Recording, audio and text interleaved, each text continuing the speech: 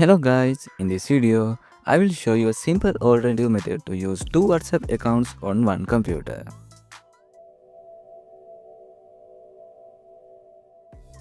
As you can see, I have already installed the original WhatsApp from the Microsoft Store and I am logged into my first account. Now open Edge browser, which is the default browser on most Windows PCs. In the search bar, type web.whatsapp.com and press enter. Wait a few seconds until the website fully loads.